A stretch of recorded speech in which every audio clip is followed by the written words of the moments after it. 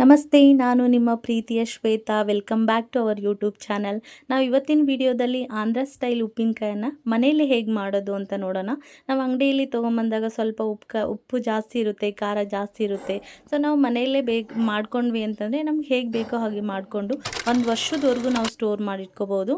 ನಾನಿಲ್ಲಿ ಅತಿ ಹೆಚ್ಚು ಬೆಳ್ಳುಳ್ಳಿಯನ್ನು ತೊಗೊಂಡಿದ್ದೀನಿ. ಯಾಕೆಂದರೆ ಆಂಧ್ರ ಉಪ್ಪಿನಕಾಯಿಗೆ ಬೆಳ್ಳುಳ್ಳಿ ಮತ್ತು ಎಣ್ಣೆಯನ್ನು ಅತಿ ಹೆಚ್ಚಾಗಿ ಬಳಸಬೇಕು. ನಾನಿಲ್ಲಿ ಒಂದು 10 ಮಾವಿನಕಾಯದಷ್ಟು ಉಪ್ಪಿನಕಾಯಿ ಹಾಕ್ತಾ ಇರೋದ್ರಿಂದ ಒಂದು ಹತ್ತತ್ರ ಅರ್ಧ kg ನಾನು ಇಲ್ಲಿ ಎಣ್ಣೆಯನ್ನು ತೊಗೊಂಡಿದ್ದೀನಿ.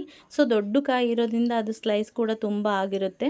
ಎಣ್ಣೆ ನೀಟಾಗಿ ಬಿಸಿ ಆಗಬೇಕು. ಲೋ ಫ್ಲೇಮಲ್ಲಿ ಎಣ್ಣೆಯನ್ನು ಕಾಯಕ್ಕಿಟ್ಟು ಆಮೇಲೆ ಅತಿ ಹೆಚ್ಚು ಅಂದರೆ 1 ಬೌಲಷ್ಟು ನಾನು ಬೆಳ್ಳುಳ್ಳಿಯನ್ನು ಪೇಸ್ಟ್ ಮಾಡಿಕೊಂಡು ಹಾಕ್ತಾಯಿದ್ದೀನಿ. ಅದು ನೀಟಾಗಿ ಬ್ರೌನ್ ಕಲರ್ ಬರಲಿ.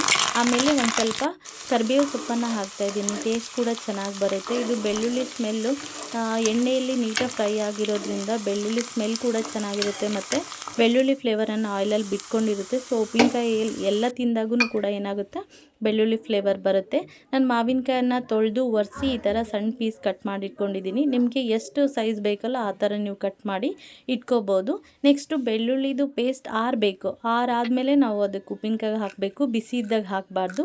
ನೀವು ಹಿಂಗನ್ನು ಬಿಸಿ ಇದ್ದಾಗಾದರೂ ಹಾಕ್ಬೋದು, ತಣ್ಣಗಾದ್ಮೇಲಾದರೂ ಹಾಕಿ. ನಾನಿಲ್ಲಿ ಹಸಿ ಬಿಸಿ ಫ್ಲೇವರ್ ಬರಲಿ ಅಂತ ಕೆಳಗಿಟ್ಟಾಗ ಹಾಕಿದ್ದೀನಿ.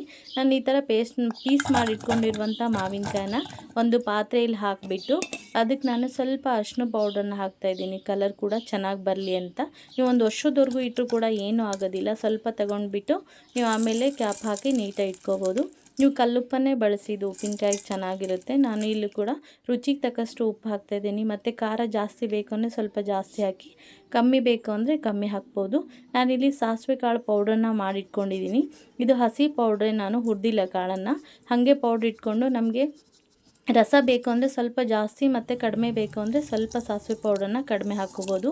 ನೆಕ್ಸ್ಟು ಆರಿರುವಂಥ ಬೆಳ್ಳುಳ್ಳಿ ಕರೆದಿರುವಂಥ ಎಣ್ಣೆನ ಮೇಲೆ ಒಗ್ಗರಣೆಯನ್ನು ಹಾಕಿಬಿಟ್ಟು ನೀಟಾಗಿ ಕಲಿಸ್ಬೇಕು. ಇದಕ್ಕೆ ಆಯಿಲನ್ನು ಹಾಕೋಂಗಿಲ್ಲ, ಅದಕ್ಕೆ ಎಣ್ಣೆ ಪ್ರಮಾಣನೇ ಜಾಸ್ತಿ ಇರಬೇಕು. ನೋಡಿ, ನಾನು ಎಣ್ಣೆ ಜಾಸ್ತಿ ಹಾಕಿರೋದ್ರಿಂದ ನೀಟಾಗಿ ಕಲಿಸಿದಾಗ ಈ ಥರ ರಸ ಕೂಡ ಇದೆ.